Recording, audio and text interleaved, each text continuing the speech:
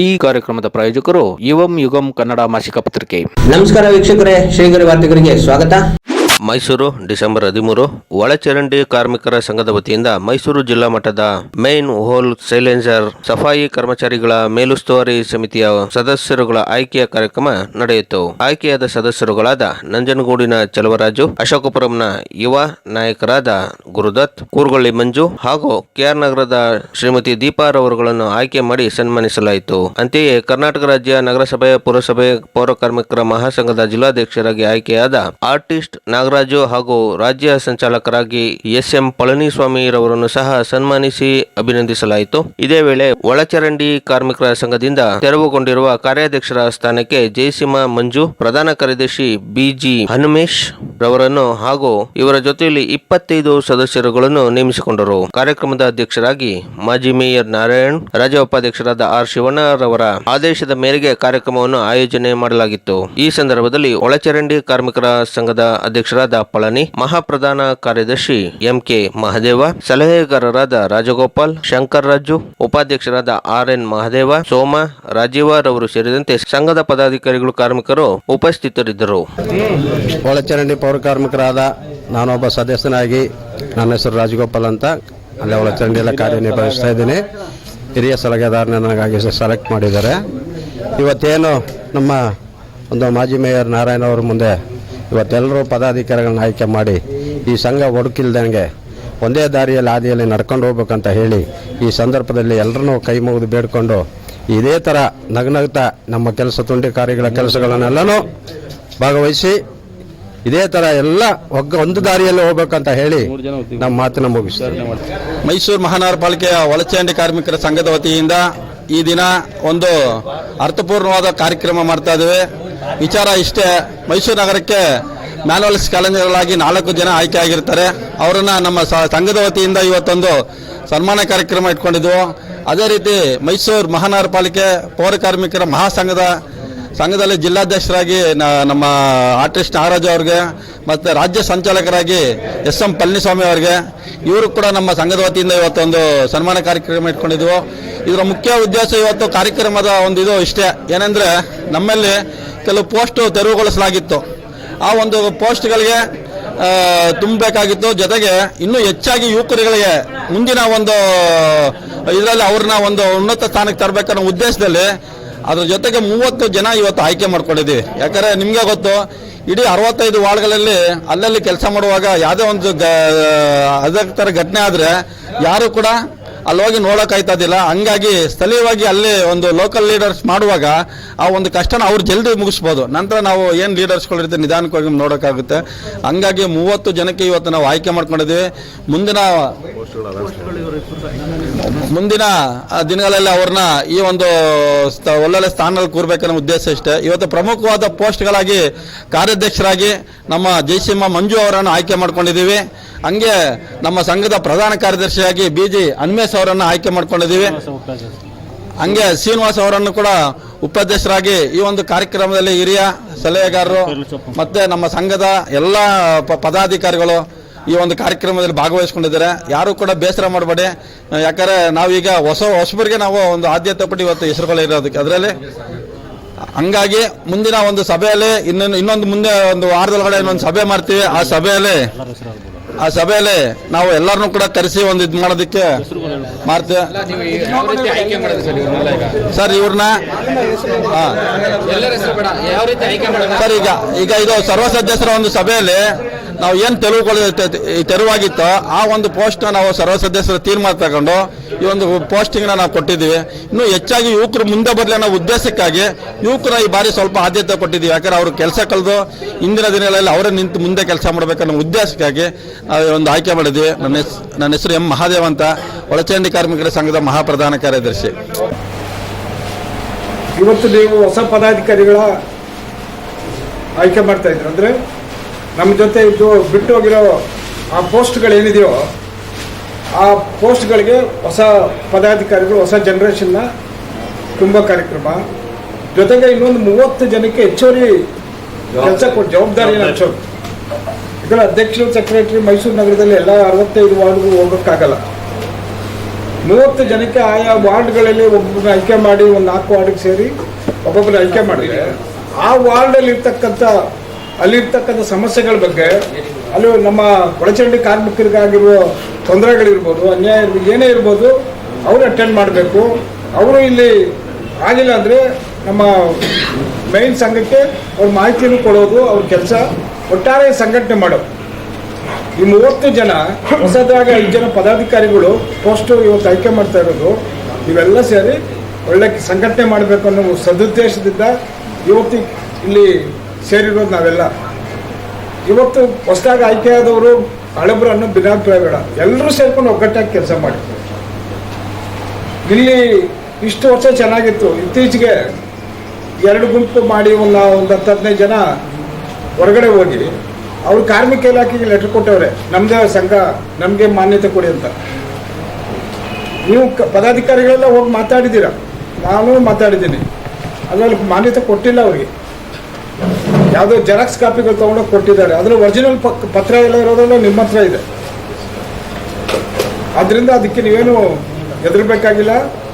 ನಿಮ್ಮದೇ ಒರಿಜಿನಲ್ ಸಂಘ, ನೀವೇ ನಡ್ಸ್ಕೊಂಡು ಹೋಗಿ. ಆ ಥರ ಕಾರ್ಮಿಕ ಇಲಾಖೆ ಡಬಲ್ ಗೇಮ್ ಮಾಡಿದ್ರೆ ಆ ಕಾರ್ಮಿಕ ಇಲಾಖೆ ALC ಕಚೇರಿ ಮುಂದೆ ನಾವು ಬರ್ತೀವಿ, ನಮ್ಮ ಪದಾಧಿಕಾರಿಗಳೆಲ್ಲ ಸೇರಿ ಧರಣಿ ಮಾಡುವ ಅಲ್ಲಿ. ಯಾಕಂದರೆ ಪೌರ ಕಾರ್ಮಿಕರ ಸಂಘನೇ 2 ಭಾಗ ಮಾಡಿರೋದು ಅವರೇ, ಕೋರ್ಟ್ಗೆ ಹೋಗಿ ಅಂತ ಹೇಳಿರೋದು ಅವರೇ. ಇಬ್ಬರು ಯಾರೋ ರಿಟೈರ್ಡ್ ಪಾರ್ಟಿಗಳು ಮಾತು ಕೇಳಿಕೊಂಡು ಅವರು ಕಾರ್ಮಿಕ ಇಲಾಖೆ ALC ಅವರು ಆ ಕೆಲಸ ಮಾಡಿ ಪೌರ ಕಾರ್ಮಿಕ ಸಂಘಟನೆ ಹೊಡೆದವ್ರೆ.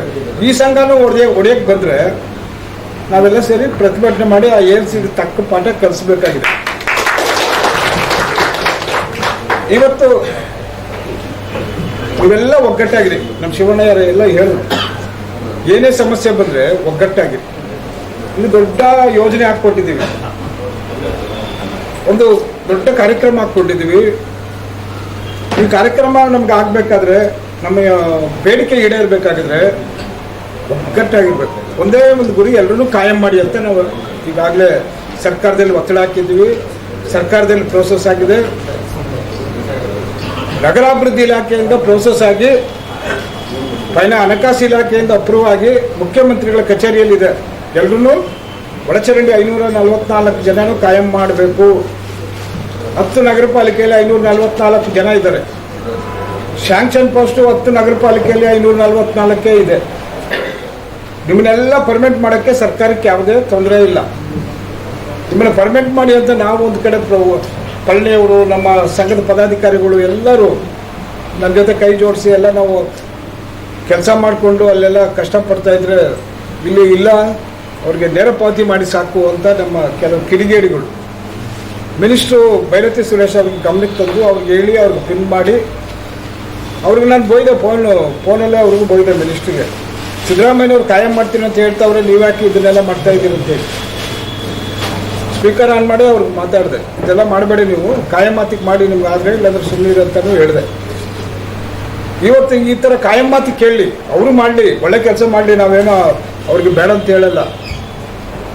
ನೇರ ಪಾವತಿ ಮಾಡಿ ಅಂತ ಯಾಕೆ ಹೇಳ್ತಾ ಇದ್ದೀರಿ ಅಂತ ನಾವು ಕೇಳ್ತಾ ಇರೋದು. ಯಾಕಂದರೆ ಈಗಾಗಲೇ ನೇರ ಪಾವತಿ ಗುತ್ತಿಗೆ ಪದ್ಧತಿ ರದ್ದು ಮಾಡಿ ನೇರ ಪಾವತಿ ಮಾಡಿಸಿರೋದು ನಾವೇ, ನಮ್ಮ ಸಂಘದಿಂದ, ರಾಜ್ಯ ಸಂಘದಿಂದ ನಾವೆಲ್ಲ ಹೋರಾಟ ಮಾಡಿರೋದು. ಆದರೆ ಅದರಿಂದ ಏನು ಪ್ರಯೋಜನ ಇಲ್ಲ. ಗುತ್ತಿಗೆದಾರರು ಎಷ್ಟು ಸಂಬಳ ಕೊಡ್ತಾ ಇದ್ದಾರೆ ಅಷ್ಟೇ ಸಂಬಳ ಕೊಡ್ತಾವ್ರೆ. ಅದು ಸಾಕಾಗಿಲ್ಲ, ಅದು ಪ್ರಯೋಜನ ಇಲ್ಲ. ಕೆಲಸದ ಭದ್ರತೆ, ಆರೋಗ್ಯದ ಭದ್ರತೆ ಮತ್ತು ಯಾವುದೇ ಭದ್ರತೆ, ಸಾಮಾಜಿಕ ಭದ್ರತೆ ಇಲ್ಲ ಅಂತೇಳಿ ಮತ್ತೆ ನಾವು BJP ಗೌರ್ಮೆಂಟಲ್ಲಿ 4 ದಿವಸ ಸ್ಟೇಟಲ್ಲಿ ಹೋರಾಟ ಮಾಡಿ, ನೀವು ಮಾಡಿ, ಕಾಯಂ ಮಾತಿಗೆ ಒಂದು ಚಾಲನೆ ಸಿಕ್ತು. ಒಂದು 10,000 ಮಾಡಿದ್ರು, ಒಂದು 12,800 ಮಾಡಿದ್ರು. ಇದೆಲ್ಲ ಆಗಬೇಕಾದ್ರೆ ಈ ಕಾಯಂ ಮಾತಿ ಮಾಡಿದ್ರೆ ನಮ್ಮ ಜನ ಉಳಿಯೋದು ಈ ರಾಜ್ಯದಲ್ಲಿ. ಮಕ್ಕಳು ಮರಿ ಮುಂದಿನ ಪೀಳಿಗೆ. ನಿಮ್ಗೆ ಕಾಯಿಲೆ ಬಿದ್ದರೆ ಸರ್ಕಾರನೇ ಟ್ರೀಟ್ಮೆಂಟ್ ಕೊಡುತ್ತೆ, ಸತ್ತರೆ ಮಕ್ಳಿಗೆ ಕೆಲಸ ಕೊಡುತ್ತೆ, ರಿಟೈರ್ಡ್ ಆದರೆ ಪೆನ್ಷನ್ ಸಿಗುತ್ತೆ. ಎಲ್ಲ ಸೌಲಭ್ಯ ಸಿಗಬೇಕಾದ್ರೆ ಕಾಯಮಾತಿ ಒಂದೇ ಗುರಿ. ಆ ಕಾಯಮಾತಿ ಮಾಡಬೇಕಂತೇಳಿ ನಾವೆಲ್ಲ ದೊಡ್ಡ ಯೋಜನೆ ಹಾಕ್ಕೊಂಡು ಇವತ್ತು ದೊಡ್ಡ ಹೋರಾಟ ಮಾಡ್ತಾಯಿದ್ವಿ. ಕಳೆದ ಡಿಸೆಂಬರ್ 1ನೇ ತಾರೀಕು ಇಡೀ ರಾಜ್ಯಾದ್ಯಂತ ಎಲ್ಲ ಜಿಲ್ಲೆಗಳಲ್ಲೂ ಒಂದು ಸಾಂಕೇತಿಕವಾಗಿ ಪ್ರತಿಭಟನೆಯನ್ನು ಮಾಡಿದ್ದೇವೆ. ಒಂದು ಸರ್ಕಾರಕ್ಕೆ ಮನವರಿಕೆ ಮಾಡೋಕ್ಕೆ 30 ಜಿಲ್ಲೆಯಿಂದ 25 ಜಿಲ್ಲೆಯಲ್ಲಿ ಮಾಡಿದ್ದಾರೆ, ವರದಿ ಬಂದಿದೆ. ಅದರ ಉದ್ದೇಶ ಇಷ್ಟೇ, ನೀವು ಮಾಡದೇ ಇದ್ರೆ ನಾವು ಸ್ಟ್ರೈಕ್ ಮಾಡ್ತೀವಿ ಅಂತ. ಆದರೆ ಯಾವಾಗ 1ನೇ ತಾರೀಕು ನಾವು ಸ್ಟ್ರೈಕ್ ಮಾಡಿದ್ರು, ಈ ಮೈಸೂರಲ್ಲಿ ಇರ್ತಕ್ಕಂಥ ಪೌರ ಕಾರ್ಮಿಕರ ರಕ್ತ ಹೀರು ಕುಡಿತಾ ಇರ್ತಕ್ಕಂಥ ಕಳ್ಳರು ಕಿಡಿಗೇಡಿಗಳು ಹೋಗ್ಬಿಟ್ಟು ನಾರಾಯಣ ಅವ್ರನ್ನ ಸಸ್ಪೆಂಡ್ ಮಾಡಿ ಪಕ್ಷದಿಂದ ಅವ್ರು ಸರ್ಕಾರದ ವಿರುದ್ಧ ಹೋರಾಟ ಮಾಡ್ತಾ ಇದ್ದಾರೆ ಅಂತೇಳಿ ಡಿ ಕೆ ಶಿವಕುಮಾರ್, ಸಿದ್ದರಾಮಯ್ಯ, ಇಲ್ಲಿ ಮೂರ್ತಿ ನಗರಾಧ್ಯಕ್ಷರು ಇವೆಲ್ಲ ಲೆಕ್ಕ ಕೊಟ್ಟವರು. ಅವರು ಮೂರ್ತಿಯವ್ರು ನನಗೆ ಫೋನ್ ಮಾಡಿದ್ರು, ನೋಡಿ ಸರ್ ನನಗೆ ನನ್ನ ಜನ ಫಸ್ಟು, ಆಮೇಲೆ ಪಕ್ಷ ಅಂತ ಹೇಳಿದ್ದೀನಿ. ನನಗೆ ಪಕ್ಷ ಮುಖ್ಯ, ಫಸ್ಟು ನನ್ನ ಜನ 40,000 ಜನ ನನ್ನ ನಂಬ್ಕೊಂಡು ಕೂತವ್ರೆ. ನೀವು ಸರ್ಕಾರ ನನಗೆ ಚೇರ್ಮನ್ ಮಾಡಲಿ ಬಿಡಲಿ ಅದು ನನಗೆ ಇಲ್ಲ, ನನಗೇನು ಅದ್ರ ಬಗ್ಗೆ ತಲೆ ಕೆಡಿಸ್ಕೊಡಲ್ಲ. ನನಗೆ ಬೇಕಾಗಿರೋದು ಈ ರಾಜ್ಯದಲ್ಲಿರ್ತಕ್ಕಂಥ 42,000 ಜನ ಪೌರ ಕಾರ್ಮಿಕರು, ಅದರಲ್ಲಿ 544 ಜನ ಒಳಚರಂಡಿ ಕಾರ್ಮಿಕರು, 6,800 ಜನ ಲೋಡರ್ಸು ಕ್ಲೀನರ್ಸು ಇವರಿದ್ದಾರೆ, ಚಾಲಕರು, ಇನ್ನು ಮಿಕ್ಕಿದವರೆಲ್ಲ ಕಸ ಗುಡಿಸೋರು. ಇಷ್ಟು ಜನ 30 ಜಿಲ್ಲೆಯಲ್ಲಿ ನನ್ನ ನಂಬ್ಕೊಂಡವ್ರೆ. ಅವರ ರಕ್ಷಣೆ ಮಾಡಬೇಕು, ಅವ್ರಿಗೆ ಒಂದು ಸಮಾಜದಲ್ಲಿ ಒಂದು ನೆಲೆ ಕೊಡಬೇಕು, ಅದು ಮುಖ್ಯ ಹೊರತು ನನಗೆ ಅಧಿಕಾರ ಆಗಲಿ. ಹೇಳಿದ್ರು ಅವರು, ನೀವು ಈ ಟೈಮಲ್ಲಿ ನೀವು ಇದೆಲ್ಲ ಮಾಡಬಾರ್ದು, ನಿಮಗೆ ಚೇರ್ಮನ್ ಪೋಸ್ಟ್ ಸಿಗುತ್ತೆ, ಅದೆಲ್ಲ ಡಿಸ್ಕಷನ್ ಆಗಿದೆ ಅಂತ. ನನಗೆ ಸಿಕ್ಕಿದ್ರೂ ಸಂತೋಷ, ಸಿಗದೇ ಇದ್ರೂ ಸಂತೋಷ, ನನಗೆ ಅದು ಬೇಕಾಗಿಲ್ಲ, ನಾನು ಕಾಯಂ ಮಾತಿ ಮಾಡಿ ಅಂತ ಹೇಳಿದೆ. ಅವರೆಲ್ಲ ಕಿಡಿಗೇಡಿಗಳು ಹೋಗಿ ಚೇರ್ಮನ್ಗೋಸ್ಕರ ಹೋರಾಟ ಮಾಡ್ತಾವ್ರೆ.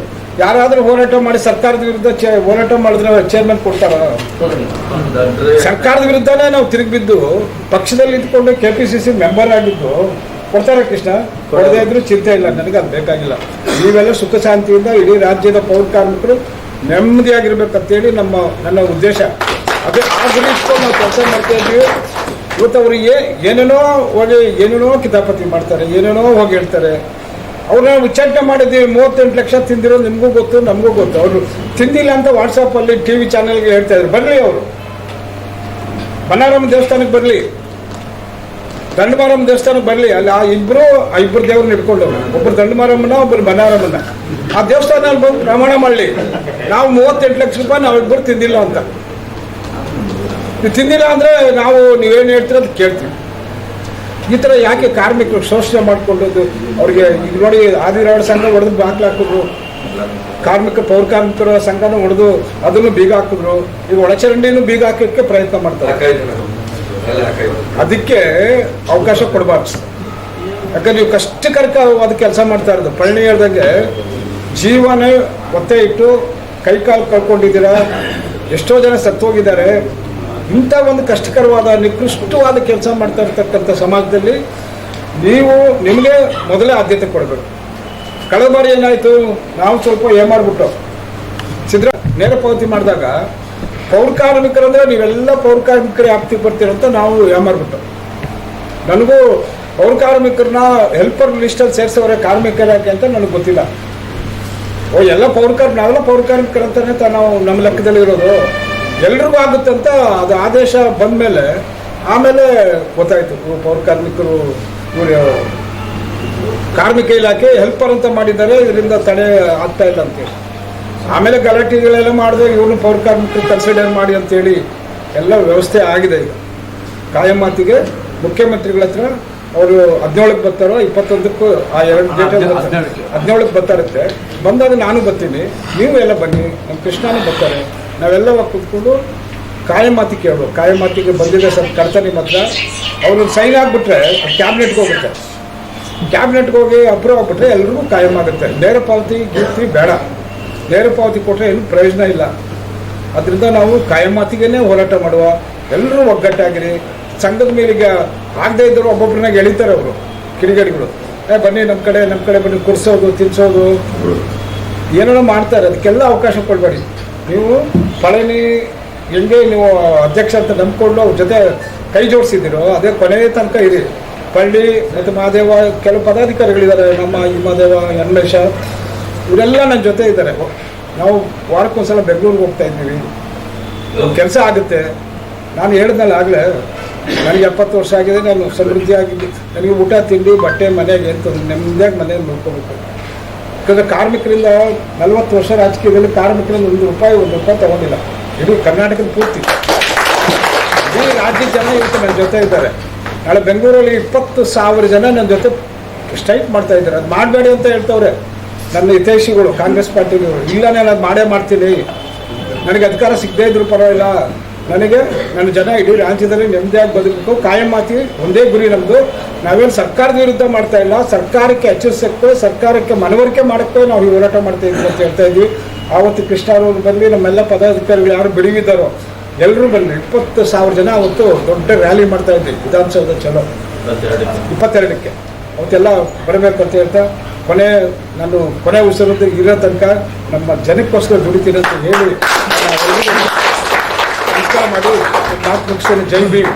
ಮತ್ತೆ ಮುಂದಿನ ವಾರ್ತೆಗರಿಯಲ್ಲಿ ಭೇಟಿಯಾಗೋಣ. ನಮಸ್ಕಾರ. ಶ್ರೀಗರಿ ವಾರ್ತೆಗರಿ, ನಿಮ್ಮ ಮನದಾಳದ ಗರಿ.